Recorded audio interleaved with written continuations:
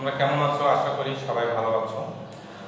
আমি সুশান্ত কুমার সেন, প্রভাষক, দেওতি উচ্চ বিদ্যালয় কলেজ। অনলাইন ক্লাসে তোমাদের সবাইকে স্বাগত।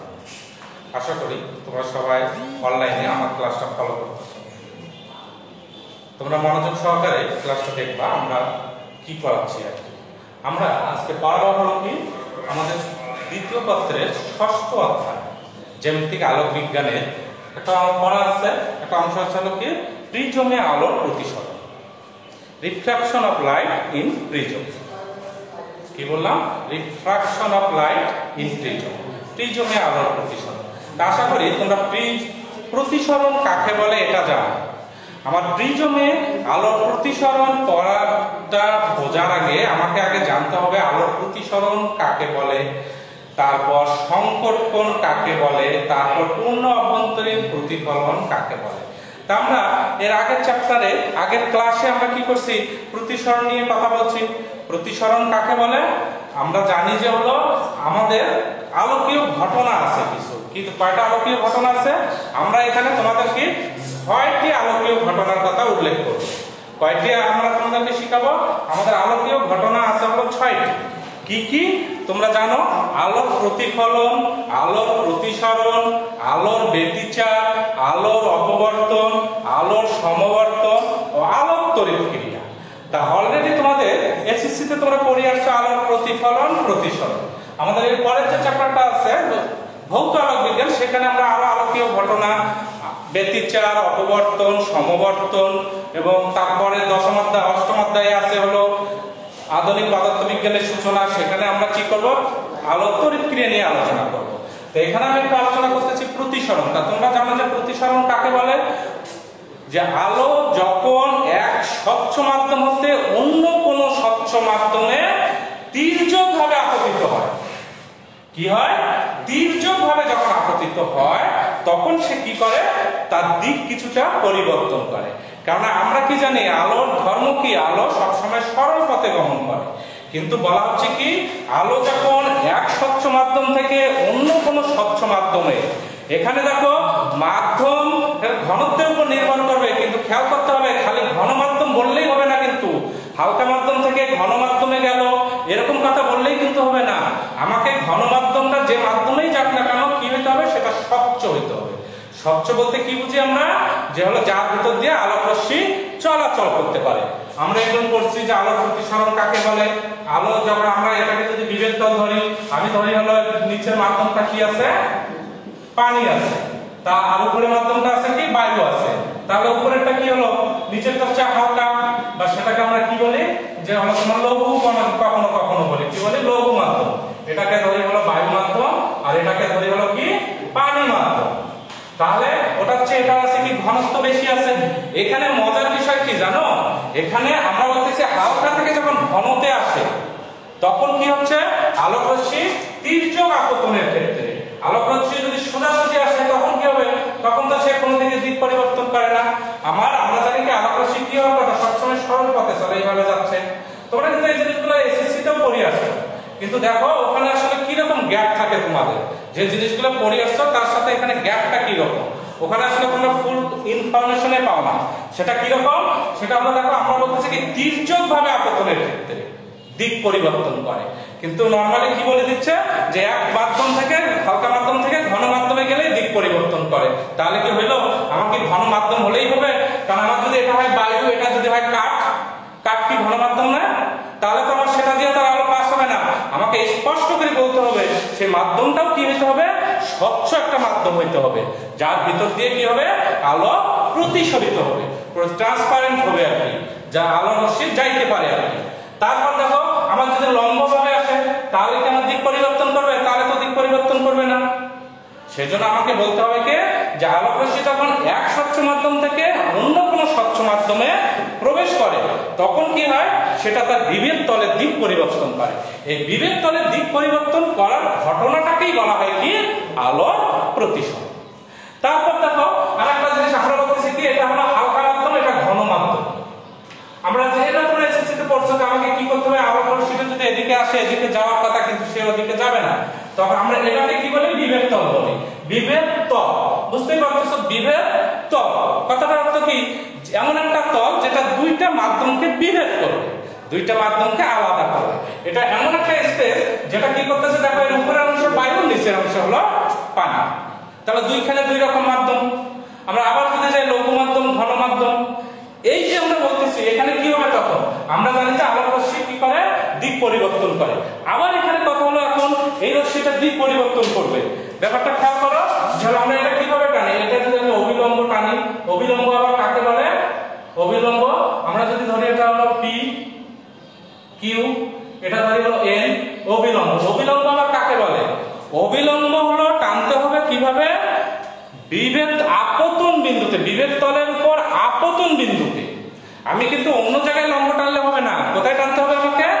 আপতন বিন্দুতে বিভেদ তলের উপর যে লম্ব টানা হয় সেটাকে বলা হয় কি? অবিলম্ব। আপতন বিন্দুতে বিভেদ তলের উপর যে লম্ব টানা হয়, আমি যদি এটাকে এখানে টানি তাহলে কি হবে? হবে না। আমাকে কি করতে হবে? ওই বিন্দুতেই, আপতন বিন্দু কাকে বলে? যে বিন্দুতে আসে আপতিত রশ্মিটা পড়ে সেই বিন্দুটাকে বলা হচ্ছে কি? আপতন বিন্দু আর কি।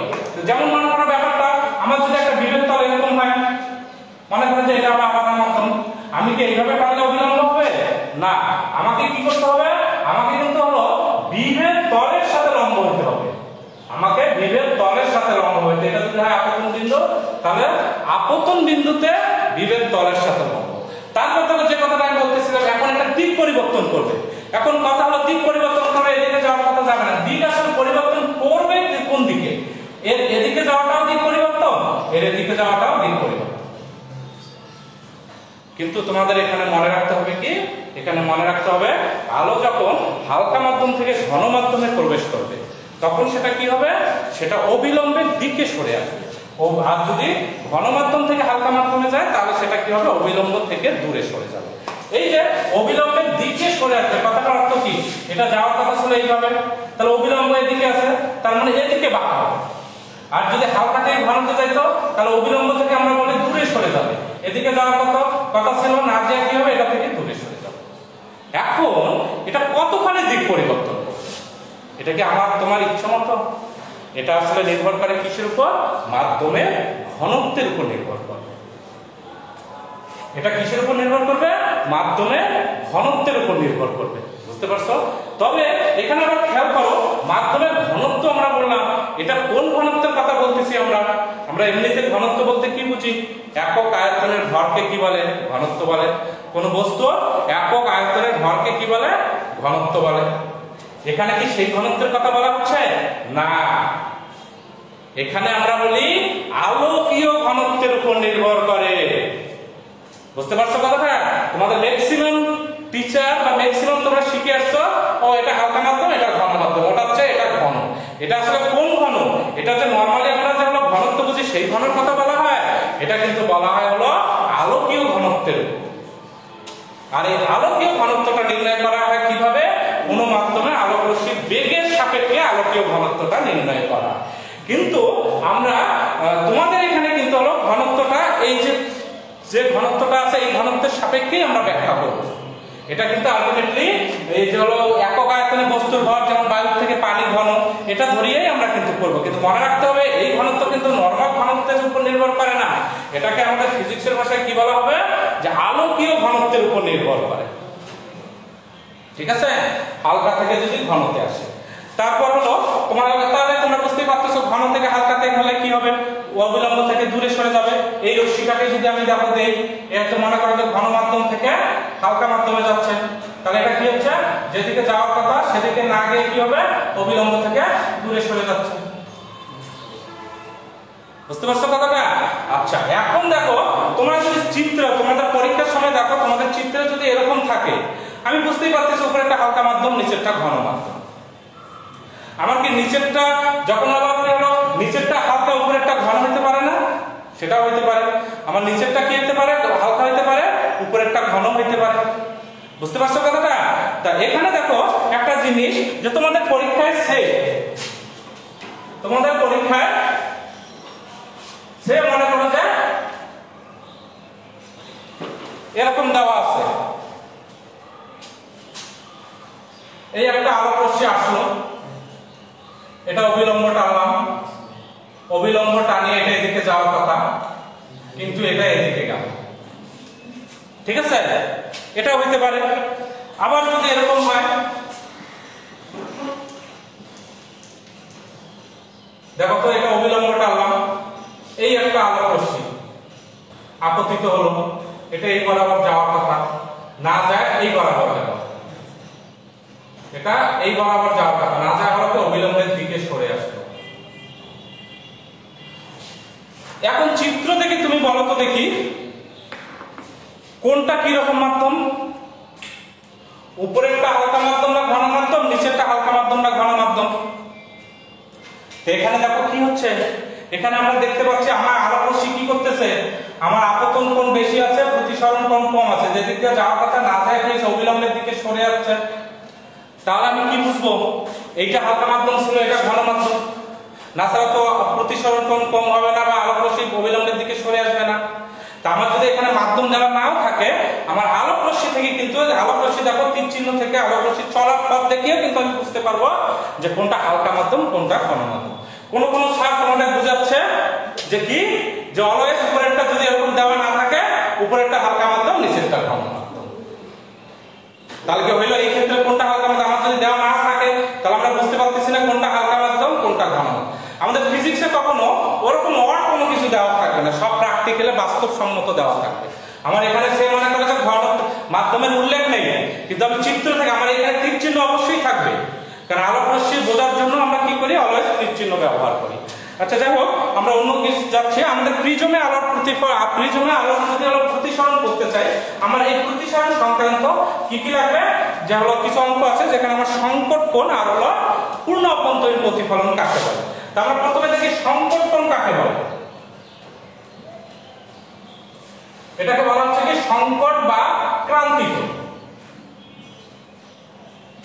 ক্রান্তি কোণ, ক্রিটিক্যাল অ্যাঙ্গেল। আচ্ছা এখানে দেখো মজার বিষয়, সংকট কোণ বা ক্রান্তি কোণ, তোমরা কি জানো সংকট কথাটার অর্থ কি? বুঝো এই কথাটা হয়তো বলবা যে হলো শেষ অবস্থা না। তাহলে যদি আমি তোমাদের জিজ্ঞেস করি, বলো তো একটা রোগী সংকটাপন্ন অবস্থায় আছে আর একটা রোগী মুমূর্ষু অবস্থায় আছে, তাহলে আমরা কি বুঝবো? আমরা বুঝবো কি মুমূর্ষু অবস্থা মানে কি শেষ পর্যায়ে, কিন্তু সংকটাপন্ন অবস্থায় আছে, বা যেটাকে আমরা অনেক ইংরেজিতে কি বলি ক্রিটিক্যাল মোমেন্টে আছে বলি না, বা আমরা অন্য সময় বলি যে এই লোকটা একটু সংকটে আছে, আর্থিক সংকটে আছে, কি বলি লোকটা একটা আর্থিক সংকটে আছে। সংকট কথাটার অর্থ কি? আমরা যখন বলতেছি যে সংকটে আছে বা সংকটাপন্ন অবস্থাটা বলতে আসলে আমরা কি বুঝি, বা ক্রিটিক্যাল মোমেন্টটা বলতে আসলে আমরা কি বুঝি? ক্রিটিক্যাল মোমেন্ট বলতে বুঝি এমন একটা অবস্থা, রোগীটা কি হতে পারে, ভালো হতে পারে আবার খারাপ হতে পারে। এটা এমন একটা স্টেজ যা দুই পাশে দুই রকম। তোমাদের এই জিনিসটা মনেই থাকে না, সংজ্ঞা যদি বলতে বলা যায় তাহলে তোমরা ঠিকমতো হয়তো তোমরা বলতে পারো না। কেন? কারণ তোমরা আসলে জিনিসটা কোনোভাবে বোঝো না। তা আমাকে যে জিনিসটা মনে রাখতে হবে ক্রিটিক্যাল অ্যাঙ্গেল বা সংকট কোণ। তা ওই যে আমি বললাম সংকটাপন্ন অবস্থা, আসলে সংকটাপন্ন অবস্থা বলতে আমরা কি বুঝি? এটা এমন একটা অবস্থা যার দুই পাশে দুই, হয় সে ভালো হবে অথবা খারাপ। আমরা বলি আর্থিক সংকটে আছে, হয়তো কোনো কারণে আবার সেটা কি হতে পারে, ভালো অবস্থায় ফিরে আসতে পারে, পারে না? তাহলে সংকট কথাটা আসছে কোথা থেকে? এর দুই পাশে দুই রকম ঘটনা। এখন কথা হলো যে স্যার আমরা এই গল্পটা করতেছি কেন এখানে? আমরা এখানে আসলে বলবো হলো সংকট কোণ। তা দেখো সংকট কোণ কাকে বলে? আমরা যে আলোর প্রতিসরণ দেখলাম, তা আলোর প্রতিসরণে আমরা কি দেখলাম? আলোক রশ্মি যদি ঘন মাধ্যম থেকে হালকা মাধ্যমে যদি কি হয়, প্রতিসরিত হয়, তা বারবার বলতেছি এই ঘনত্বটা কিন্তু আমাদের কিসের ঘনত্ব? আমরা ফিজিক্সের ভাষায় বলি কি আলোকীয় ঘনত্বের কথা বলা হচ্ছে। যদিও আমরা বাস্তবে এই যে নরমাল যে ঘনত্ব, সেই ঘনত্বের সাপেক্ষেই এটাকে আমরা হিসাব করি, কিন্তু মনে রাখতে হবে এটা কিন্তু আলোকীয় ঘনত্ব। ঠিক আছে, এটা কিন্তু আলোকীয় ঘনত্ব। তা আমরা বলতেছি যে হলো কি আলোক রশ্মি দেখো আমার এখন ঘন মাধ্যম থেকে হালকা মাধ্যমে প্রতিসরিত হবে। তা আমরা জানি আলোক রশ্মি কি হচ্ছে, এই যে ঘন মাধ্যম থেকে হালকা মাধ্যমে মনে করে যে প্রতিসরিত হচ্ছে। তাহলে আমরা জানি কি প্রতিসরিত রশ্মিটা কোন দিক দিয়ে যাবে? অবিলম্ব থেকে দূরে সরে যাবে, প্রতিসরণ কোণটা বাড়তে থাকবে। আমি যদি আপতন কোণকে আরেকটু বাড়াই তাহলে কি হবে? প্রতিসরণ কোণটাও কি হবে? আরেকটু বাড়বে। এখানে দেখো আমরা এইভাবে চিহ্নটা দেই কিভাবে, এখন কোনটার জন্য কোনটা প্রতিসরণ তুমি কি বুঝতে পারতেছো? বুঝতেই পারতেছো না। আমরা সাধারণত সেজন্য করি কি এখানে দেখো ডাবল দিলাম, তাহলে বোঝা যাচ্ছে কি না এখন যে কোনটার জন্য কোনটা প্রতিসরিত রশ্মি আমি অ্যাড করলাম, বা এখানে 1 2 ওখানে 1 2 দিতে পারে, আমার অর্থ এইভাবেও দিতে পারে। তা দেখো এরকম দূরে সরে যাচ্ছে, প্রতিসরণ কোণটা কি হচ্ছে, আমি আপতন কোণের মানটা যত বাড়াচ্ছি প্রতিসরিত রশ্মিটা তত দূরে সরে যাচ্ছে, অর্থাৎ প্রতিসরণ কোণটা তত বেশি হচ্ছে। এখন বলা হচ্ছে ধরো দেখো আমি যদি আরেকটু বাড়াই, আপতন কোণটা কি করলাম, এটা আরেকটু বাড়ালাম, আমি দেখবো যে প্রতিসরণ কোণটা কি হচ্ছে, বিভেদ তল ঘেঁষে যাচ্ছে। কি হচ্ছে, আপতন কোণটা যদি আমি আরেকটু বাড়াই তাহলে আমার প্রতিসরণ কোণটা কি হচ্ছে, প্রতিসরিত রশ্মিটা বিভেদ তল ঘেঁষে যাচ্ছে, অর্থাৎ প্রতিসরণ কোণটা কি হচ্ছে তোমার হলো 90 ডিগ্রি হচ্ছে বা সমকোণ হচ্ছে। এখন দেখো আমি যদি আরো বাড়াই তখন এর অবস্থাটা কি হবে, এর কি আর বাড়ার সময় আর জায়গা আছে? জায়গা নাই। তখন সেটা কি হচ্ছে, তখন আবার সেটা কি হবে, আবার ওই মাধ্যমে ফিরে আসবে। বুঝতে পারছো কথাটা? কি হবে, আবার ওই মাধ্যমে ফিরে আসবে। আর ওই মাধ্যমে ফিরে আসাটাকে আবার কি বলে জানো? এখানে আমরা আরেকটা জিনিস পড়বো, সেটা হলো পূর্ণ অভ্যন্তরীণ প্রতিফলন। এখানে আমরা আরেকটা পড়বো পূর্ণ অভ্যন্তরীণ প্রতিফলন, টোটাল ইন্টারনাল রিফ্লেকশন, প্রতিফলন। তাহলে দেখো তো এখানে এটা আমরা বলছি কি টোটাল ইন্টারনাল রিফ্লেকশন। কখন টোটাল ইন্টারনাল রিফ্লেকশন হচ্ছে, যখন আলোক রশ্মি দেখো এই যে 3 নম্বর যেটা ছিল রশ্মিটা, এর চাও যখন আমি বেশি কোণে আপতিত করতেছি, কারণ এই কোণে যদি আমি আপতিত করি তখন সেটা কি হচ্ছে, বিভেদ তল ঘেঁষে যাচ্ছে। আমার যদি আপতন কোণটা তার চেয়ে বেশি হয় তখন সেটা কি হচ্ছে, যে মাধ্যম থেকে যাচ্ছিল আবার সেই মাধ্যমে ফিরে আসতেছে। আমরা জানি আলোক রশ্মি কোন মাধ্যম থেকে আপতিত হয়ে আবার ওই মাধ্যমে ফিরে আসার ঘটনাটাকে কি বলি, আলোর প্রতিফলন বলি, আলোর প্রতিফলন বলি। তাহলে এটা কি হচ্ছে, আবার ওই মাধ্যমে ফিরে আসতেছে, তাহলে এখানে প্রতিফলন করতেছে। এই যে দেখো আমি যে সংকটাপন্ন অবস্থাটা বুঝাইলাম, এটা দেখো ওটার সাথে এটার মিল কি, আমার এই যে কোণ যেটাকে আমি থিটা সি ধরতেছি, অ্যাঙ্গেল ক্রিটিক্যাল অ্যাঙ্গেল, সে মনে করো যে এটা হলো কি 45 ডিগ্রি বা 50 ডিগ্রি। আমি 50 ডিগ্রি হলে যখন আপতন কোণটা 50 ডিগ্রি হচ্ছে তখন সেটা কি হচ্ছে, বিভেদ তল ঘেঁষে যাচ্ছে, অর্থাৎ প্রতিসরণ কোণটা 90 ডিগ্রি হচ্ছে। কিন্তু দেখো তো কি হচ্ছে, তার চেয়ে যদি একটু কম হয় তাহলে কি হবে, ওটা দ্বিতীয় মাধ্যমে যাচ্ছে, প্রতিসরণ করতেছে। আবার যদি তার চেয়ে একটু বেশি হয় তাহলে কি হচ্ছে, ওটা আবার ওই মাধ্যমে ফিরে আসতেছে, যেটাকে আমরা বলতেছি প্রতিফলন।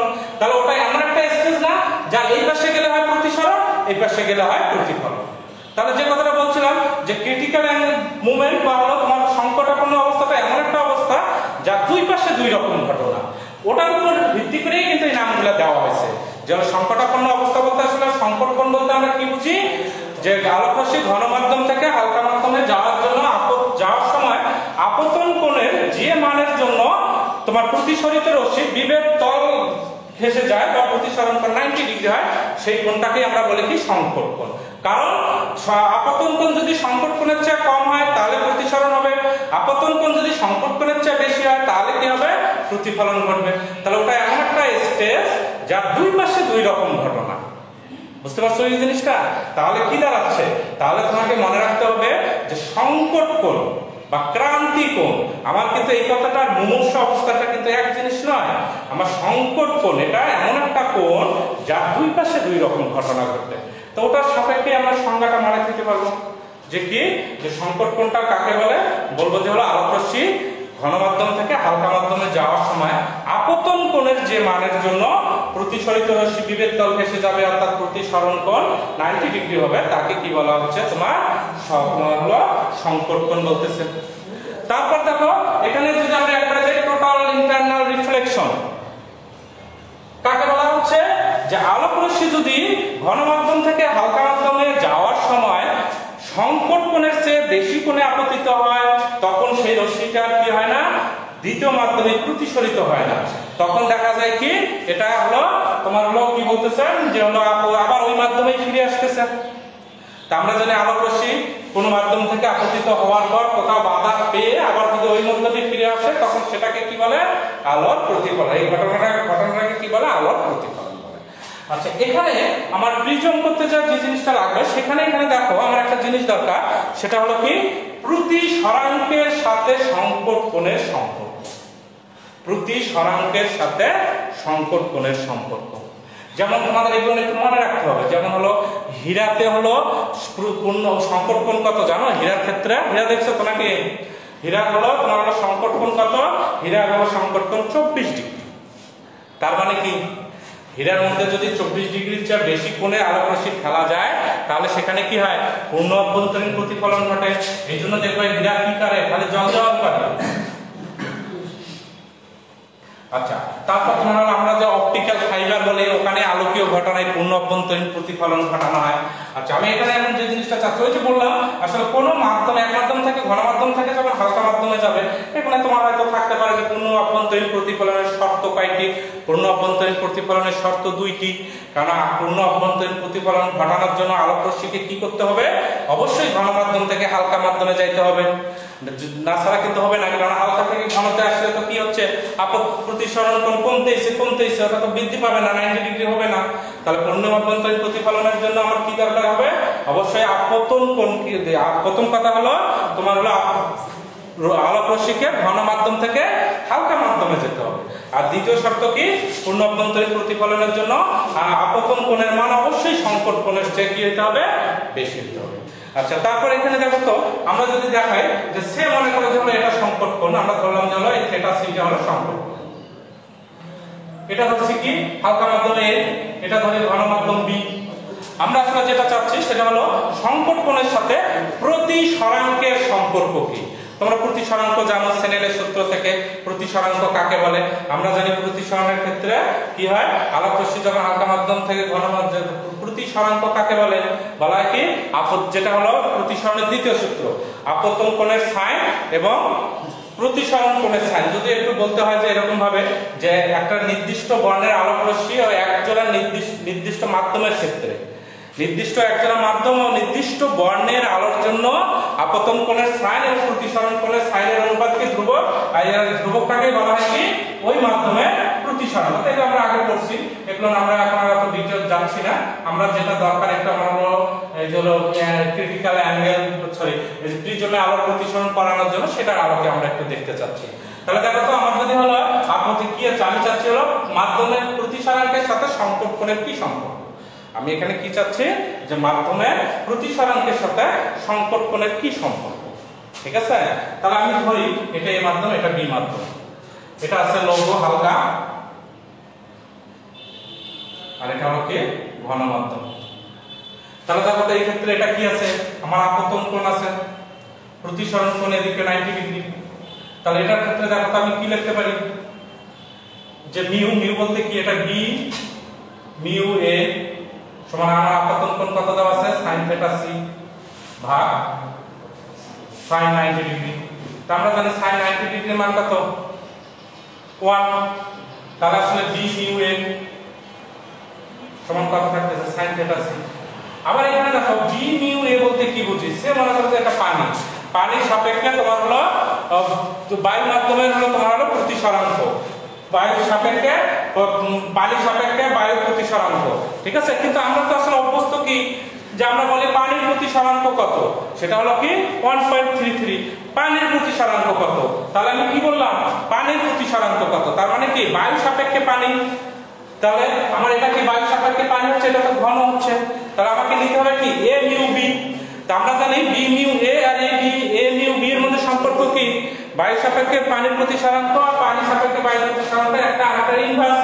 তাহলে এখানে যদি আমি লিখি এ মিউ বি সমান কত?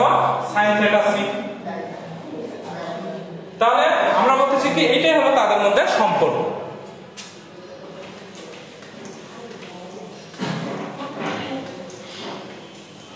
আচ্ছা, এখানে দেখো আমরা তাহলে সম্পর্কটা পাইলাম কি a mu b equal 1 ভাগ sin থিটা c। আমাকে এই সম্পর্কটা মনে রাখতে হবে, অথবা sin থিটা c সমান কত? 1 ভাগ a mu b। বা sin θc সমান কত 1 ভাগ m u b। আমি যদি কোনো মাধ্যমের প্রতিসরাঙ্ক জানি তাহলে আমি কি করতে পারবো, যে তোমার হলো ওই মাধ্যমের সংকট কোণ নির্ণয় করতে পারবো। ঠিক আছে?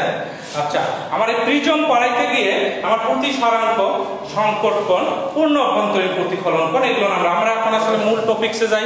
আমরা এখন কি বলবো, প্রিজমে আলোর প্রতিসরণ। তোমরা কি প্রিজম দেখছো? প্রিজমটা আসলে কি জিনিস? প্রিজমটা দেখো এই যে এরকম একটা জিনিস, বস্তু দেখতে পাচ্ছ আশা করি।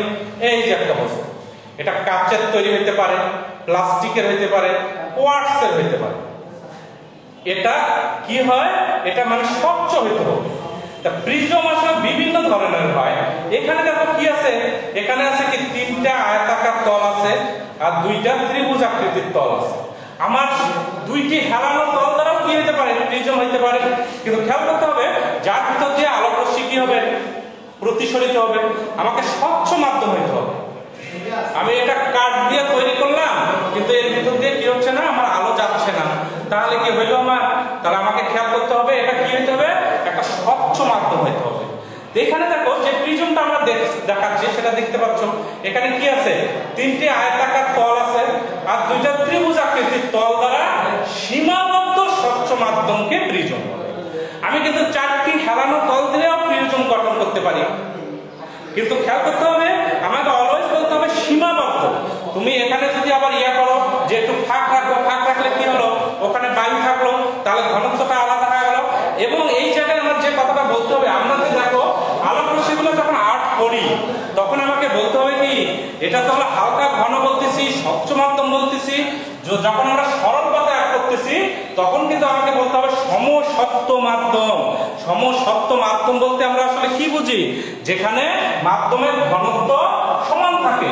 আবার যদি বলি যে এখানে সব ঘনত্ব, কোন ঘনত্বের কথা বলা হচ্ছে, আমাদের আলোর যখন প্রতিসরণ ঘটে তখন আলোকীয় ঘনত্বের কথা বলা হচ্ছে। আলোকীয় ঘনত্বটা আসলে কিসের উপর নির্ভর করে, মাধ্যমের প্রতিসরাঙ্কের উপর নির্ভর করে। তাহলে দেখো আমরা একটা প্রিজম দেখলাম, প্রিজম কাকে বলে, আমরা তাহলে প্রিজমের সংজ্ঞা বিভিন্ন ভাবে দিতে পারি।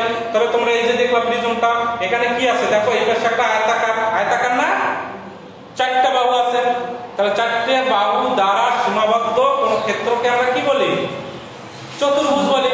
আর যদি মাধ্যম বাহুগুলো যদি কি হয়, পরস্পরের সমান্তরাল হয়, পরস্পরের সমান্তরাল ছোট বড় হলেও চলবে, তাহলে আমার কিন্তু বিপরীত বাহুগুলো যদি সমান হয় তখন সেটা কি হচ্ছে, আমার হলো আয়তক্ষেত্র। তাহলে এখানে দেখো এই একটা আয়তক্ষেত্র, এই একটা আয়তক্ষেত্র, এই একটা আয়তক্ষেত্র, কয়টা আয়তক্ষেত্র, তিনটা আয়তক্ষেত্র। এই তিনটা আয়তক্ষেত্র এবং দেখো এই পাশে দুইটা কি আছে, ত্রিভুজ আকৃতি। তাহলে আমরা কি বলতে পারি, তিনটি আয়তকার এবং দুইটি ত্রিভুজ আকৃতির তল দ্বারা স্বচ্ছ সীমাবদ্ধ মাধ্যমকে প্রিজম বলে। তাহলে আমরা যদি এটা সংজ্ঞা দিতে চাই তাহলে আমরা বলবো কি, প্রিজম কি, প্রিজম হলো কি, যে তোমার হলো তিনটি আয়তকার ও দুইটি ত্রিভুজ আকৃতির তল দ্বারা সীমাবদ্ধ স্বচ্ছ সমসত্ব মাধ্যমকে প্রিজম বলে। আমাকে বলতে হবে কি, যে তোমার হলো স্বচ্ছ সমসত্ব মাধ্যম। আমার যদি বিভিন্ন জায়গায় ঘনত্ব আলাদা হয় তাহলে কিন্তু ঠিক মতো হবে না, ঠিক আছে? সমসত্ব মাধ্যমকে কি বলা হচ্ছে, প্রিজম বলে। আমরা প্রিজম দেখলাম। তবে তোমাদের এখানে আমরা যে জিনিসটা দেখাবো সেটা হলো কি জানো, যে আমরা হলো কি করব, আমরা হলো প্রিজম সম্পূর্ণটা দিয়ে দেখাবো। প্রিজমে কি হয়, প্রিজমে তোমার কি হচ্ছে, প্রিজমে হলো তোমার আলোক রশ্মি এক পাশে আসি পরে আরেক পাশে কিন্তু হলো কি হচ্ছে, এক পাশে আসি আসতেছে আরেক পাশে কি হচ্ছে, তোমার হলো আরেক পাশ দিয়ে বের হয়ে যাচ্ছে। এখানে কিন্তু প্রিজমের আমরা জানি কি, প্রিজম আর প্রিজম দিয়ে আমরা কি করি, আলোর বিচ্ছুরণ ঘটাই। এক পাশে যৌগিক আলোক ফেলায় আমরা আরেক পাশে কি করি, এটা 7টা বর্ণে যে বিভক্ত হয়ে যায় সেটাকে আমরা কি বলি, যে তোমার হলো বিভক্ত হওয়াকে আলোর বিচ্ছুরণ বলে। তা কোনো স্বচ্ছ মাধ্যমে আলোক রশ্মি আপতিত হওয়ার পর প্রতিসরণের পর যদি তার মূল বর্ণতে বিভক্ত হয়ে যায় সেটাকে কি বলে, আলোর বিচ্ছুরণ বলে, যেটাকে আমরা বলতেছি কি ডিসপারশন বলে আর কি, ডিসপারশন বলে। দেখিনি তো, সেটাকে আমরা কি বলতেছি, ডিসপারশন, ডিসপারশন অফ লাইট। সেটা হলো কি, আলোক রশ্মি এক মাধ্যমে আসার পর যদি হলো অন্য দ্বিতীয় কোনো প্রতিসারক তল থেকে যদি বাইরে থেকে যাওয়ার সময় যদি 7টা বর্ণে বিভক্ত হয়ে যায় সেটাকে আমরা বলি কি, ডিসপারশন অফ লাইট। তো তা তোমরা জানো যে হলো আর এখানে আমরা যে জিনিসটা এখানে কি হচ্ছে, এখানে যখন আমরা এই প্রিজমটার এক পৃষ্ঠে তোমরা যদি বাইরে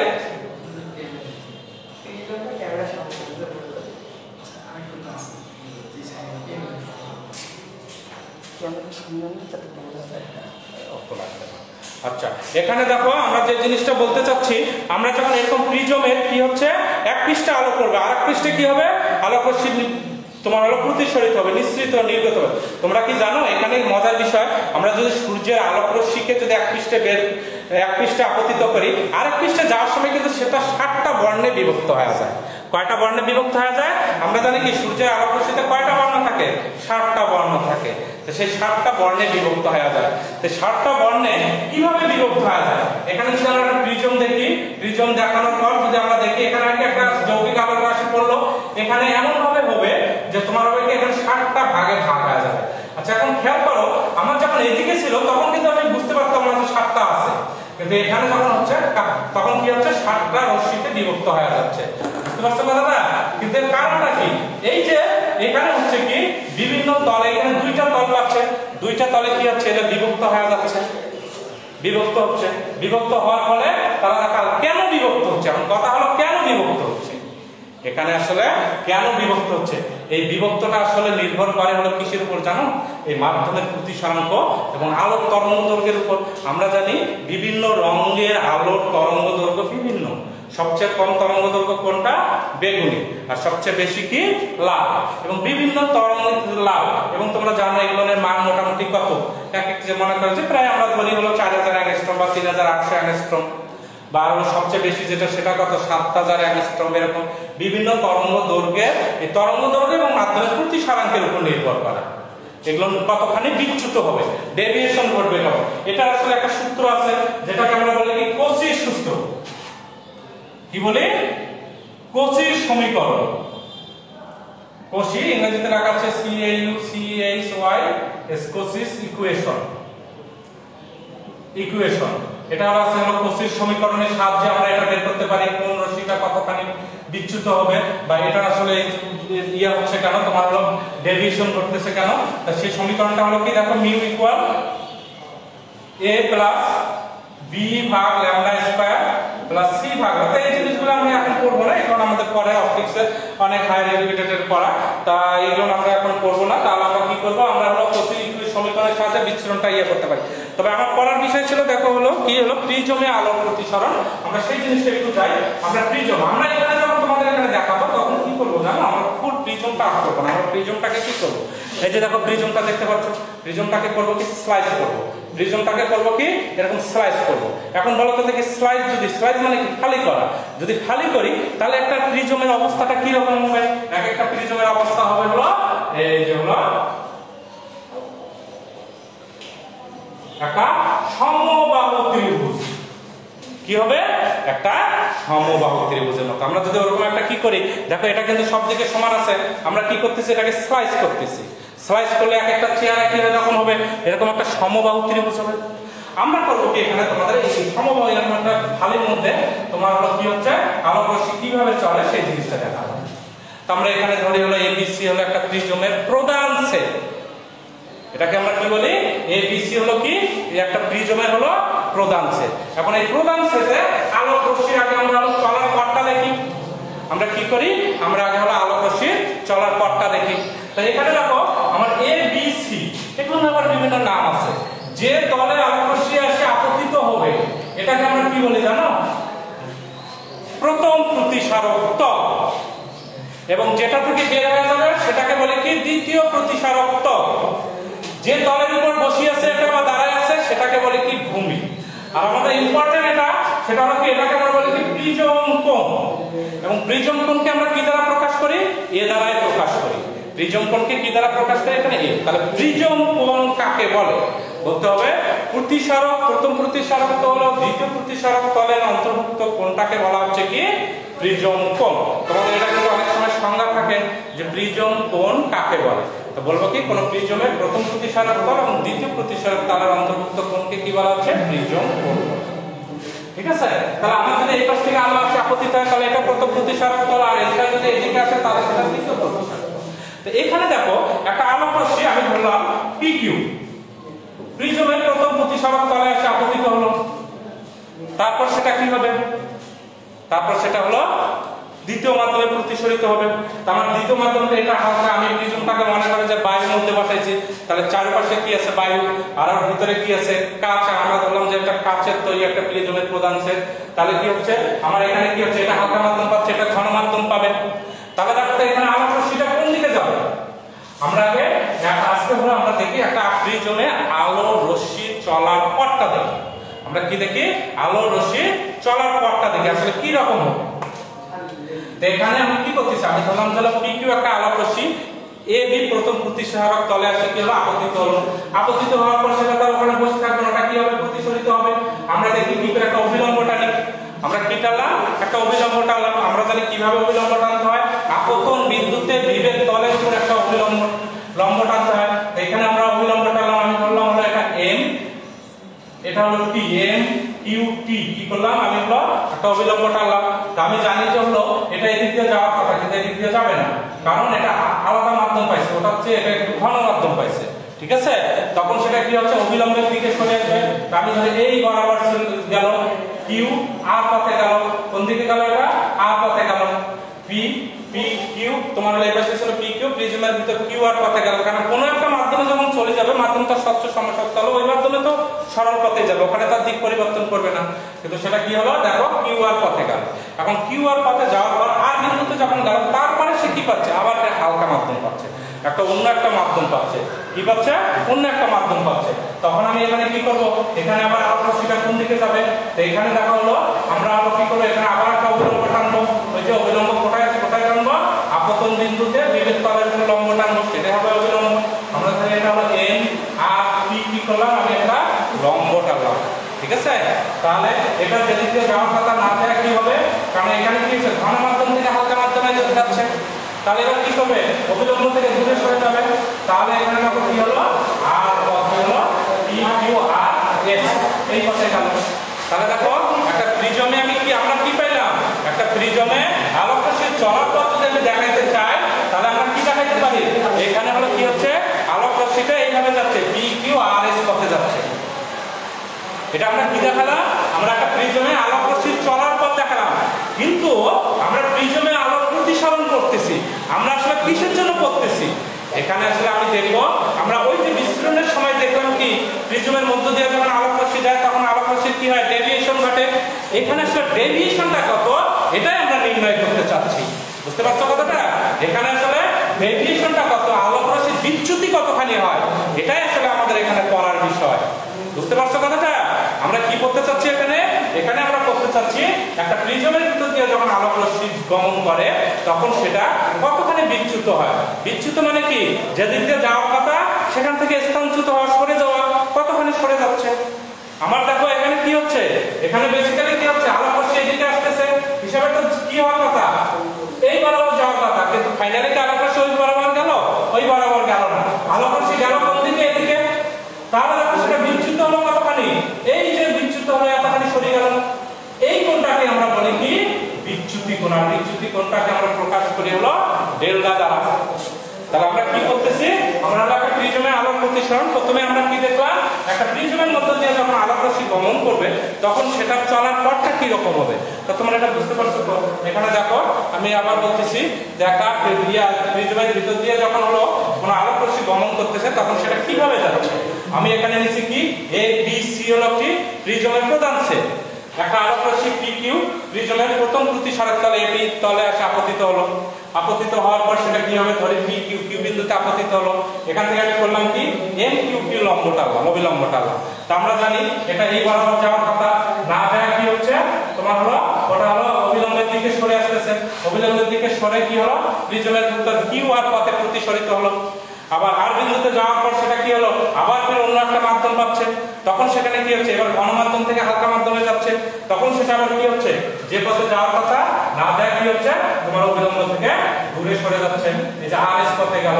তাহলে ফাইনালি দেখো আলোক রশ্মি চলার পথটা কোনটা হলো PQRS, এখানে ফাইনালি আলোক রশ্মি চলার পথটা কি হলো PQRS।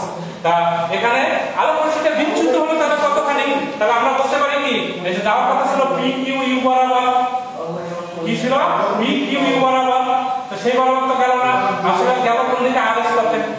তাহলে এখানে দেখো যে জিনিসটা বলা হচ্ছে তাহলে এই কোণে বিচ্যুতি ঘটলো, তাহলে এটা কি হলো এই কোণটাকে আমরা বলতেছি অ্যাঙ্গেল অফ ডেভিয়েশন। আমাদের এই কোণটাকে বলা হচ্ছে কি বিচ্যুতি কোণ, এই কোণটাকে কি বলা হচ্ছে বিচ্যুতি কোণ, অ্যাঙ্গেল অফ ডেভিয়েশন।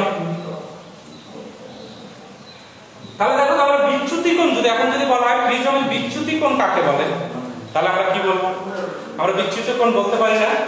আপতিত এই যে এখানে যে কোণটা আমরা আঁকা করছি ইউ ভি আর বা ইউ ভি এস, এটাকে আমরা কি বলতেছি বিচ্যুতি কোণ। তাহলে আমরা যদি এখন সংজ্ঞা দিই, সংজ্ঞাতে কি বলতে পারি যে আপতিত রশ্মিকে সামনের দিকে এবং নির্গত রশ্মিকে যদি পিছনের দিকে বর্ধিত করি তাহলে যে কোণ উৎপন্ন করে এই কোণটাকে বলা হচ্ছে কি বিচ্যুতি কোণ। ঠিক আছে, যে তোমার হলো আপতিত রশ্মিকে সামনের দিকে অথবা নির্গত রশ্মিকে পিছনের দিকে বর্ধিত করলে যে কোণটা উৎপন্ন হবে সেটাকে বলা হচ্ছে কি বিচ্যুতি কোণ। অথবা যদি তুমি নরমালি বলো যে আপতিত রশ্মি নির্গত রশ্মির অন্তর্ভুক্ত কোণকে বিচ্যুতি কোণ বলে তাহলে হবে। তবে আমরা প্রেফার করি যে আমরা যদি একটু ভালোভাবে দিতে চাই তাহলে কি বলবো আপতিত রশ্মিকে সামনের দিকে এবং নির্গত রশ্মিকে পিছনের দিকে বর্ধিত করলে কি হবে যে কোণ উৎপন্ন হবে সেটাকে বলা হচ্ছে কি বিচ্যুতি কোণ।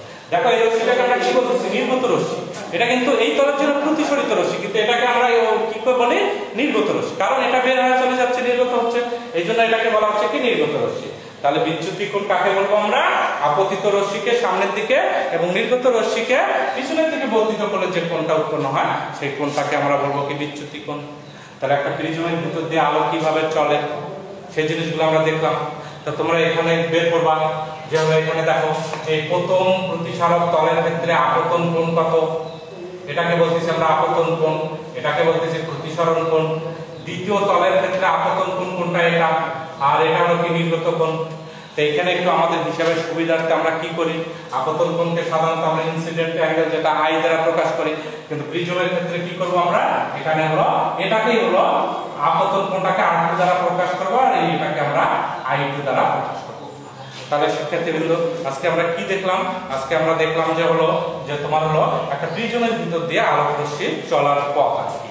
তা তোমাকে যেটা বলা হচ্ছে যে আমরা আসলে এটা করতে যে আগে হলো প্রতিসরণ সংকট কোণ প্রতিসরাঙ্ক ইত্যাদি ইত্যাদি পড়ছি, তারপরে এখন দেখো আমরা ফাইনালি দেখলাম যে একটা প্রিজমের ভিতরে প্রিজমটা কি জিনিস সেটা আমরা দেখলাম। তারপর প্রিজমটা হলো এখানে দেখো বারবার যেটা বলা হচ্ছে স্বচ্ছ সমসত্ব মাধ্যম হবে, কারণ এখানে যদি মাধ্যমের ঘনত্ব আলাদা হয় ওখানে তো সে দিক পরিবর্তন করতে চাবে তখন হিসাবটা অন্যরকম হবে। আমরা যখন এটা কাজ থাকতেছে তখন সম্পূর্ণটা একটা স্বচ্ছ সমসত্ব মাধ্যম থাকতেছে। তাহলে আমরা দেখলাম যে একটা প্রিজমের ভিতর দিয়ে কি হচ্ছে আলোক রশ্মি কিভাবে চলে, আমরা আমার প্রতিসরণের ধর্ম মানিয়ে সেটা চলার পরটা কি হবে এখানে পি কিউ আর এস হলে প্রতিসরণের প্রিজমের মধ্য দিয়ে আলোক রশ্মি চলার পথ। তো এখানে আসলে আমরা এই হিসাবগুলো করতেছি কিসের জন্য, ওই যে আমরা কিছুক্ষণ আগে দেখালাম প্রিজমের মধ্যে যখন আলোর বিস্ফোরণ ঘটে বিচ্যুতি ঘটে এই বিচ্যুতি কোণের মানটা কত। তাহলে এখানে কি হচ্ছে এখানে বিচ্যুতি কোণ বলতে আমরা কি বুঝতেছি আলোটা যে বরাবর যাওয়ার কথা সেই বরাবর থেকে কতখানি সরে গেছে। এখানে দেখো আলোক রশ্মিটা পি কিউ বরাবর চাইতো যদি এখানে কোনো কিছু না থাকতো, কিন্তু সেটা কি করতেছে এদিক ফাইনালি এদিকে গেল, তাহলে কতখানি সরে আসলো সেটাকেই বলতেছি বিচ্যুতি কোণ। তাহলে বিচ্যুতি কোণ কাকে বলে, প্রিজমের বিচ্যুতি কোণ কাকে বলা হবে, প্রিজমের বিচ্যুতি কোণ বলা হচ্ছে কোন প্রিজমের ক্ষেত্রে আপতিত রশ্মিকে সামনের দিকে এবং নির্গত রশ্মিকে যদি পিছনের দিকে বর্ধিত করা যায় তাহলে তাদের অন্তর্ভুক্ত কোণকে বিচ্যুতি কোণ বলে। বুঝতে পারছো কথাটা? তাহলে প্রিয় শিক্ষার্থীবৃন্দ আজকে আমরা শুধু বিচ্যুতি কোণটা কাকে বলে, আমরা নেক্সট ক্লাসে কি করব জানো, এই বিচ্যুতি কোণের হিসাবটা কিভাবে করতে হয়, বিচ্যুতি কোণের রাশিমালাটা কি রকম হবে সেটা আমরা হিসাব করব। বিচ্যুতি কোণের সাথে হলো প্রতিসরাঙ্কের সম্পর্ক কি, বা তোমার হলো আপতন কোণ, আমরা এটা বুঝতেই পারতেছি বিচ্যুতি কোণটা কিসের উপর নির্ভর করবে, আপতন কোণের উপর মাধ্যমের প্রতি, সেটা আমরা সামনের দিন আমরা নেক্সট ক্লাসে তাহলে আমরা ওটা করার চেষ্টা করব। তাহলে আজকে আমরা কি করলাম, আজকে আমরা একটা প্রিজমে আলোক রশ্মি চলার পথ দেখলাম এবং বিচ্যুতি কোণটা কি বা বিচ্যুতি কোণ কাকে বলে এই পর্যন্ত পড়ে আমরা থাকলাম। তাহলে আমরা নেক্সট ক্লাসে কি করব, তাহলে আমরা নেক্সট ক্লাসে কি থাকবে বিচ্যুতি কোণের হিসাব। কিন্তু তোমরা যে কাজটা করবা সেটা হলো কি জানো, এই যে আমি ছবিটা আঁক করছি এই ছবিটা সুন্দর করে বাসায় প্র্যাকটিস করবা, প্র্যাকটিস করিয়া একটা আলোক রশ্মি দিবা, আলোক রশ্মি দিয়ে আলোক রশ্মিগুলো কোন পাশ দিয়ে কোন পাশে গেল সেই ছবিটা আঁক করবা এবং প্রতি ক্ষেত্রে আপতন কোণ প্রতিসরণ কোণ এই যে আমি যে চিহ্নগুলো আইডেন্টিফাই করছি এই চিহ্নগুলো সম্মিলিত তোমরা কি করবা একটা সুন্দর একটা ছবি প্র্যাকটিস করবা। ঠিক আছে? তাহলে আমাদের জিনিসগুলো ক্লিয়ার হবে। তোমরা বাসায় এগুলো নেক্সট ক্লাসে করব। আমরা নেক্সট ক্লাসে কি করব তাহলে আমরা বিচ্যুতি কোণের হিসাবটা করব। তাহলে শিক্ষার্থীবৃন্দ আজকে এই পর্যন্তই। আশা করি তোমরা আমার ক্লাসটা বুঝতে পারছো। ঠিক আছে, যে হলো কিভাবে আলোক রশ্মি চলতেছে প্রিজমের ভিতর দিয়ে। তাহলে আমরা আজকে এই পর্যন্তই রাখি। ঠিক আছে, তাহলে তোমরা সবাই ভালো থাকো, সুস্থ থাকো। করোনা কালে কি করবা, বাসা থেকে বের হবে না কিন্তু। ঠিক আছে, বাসায় যতটা স্বাস্থ্যবিধি মেনে চলা যায় সেভাবে সুস্থ থাকতে হবে। সুস্থ থাকবা এবং পড়াশোনার মধ্যে থাকবা। ঠিক আছে, তাহলে এখন এই সবাইকে ধন্যবাদ। আচ্ছা, ওরা ছিল কেন, কি বিষয়ে কথাটা ছিল ভাই? এই ইয়াসের ভিতরে কি হবে রে? শেফালি।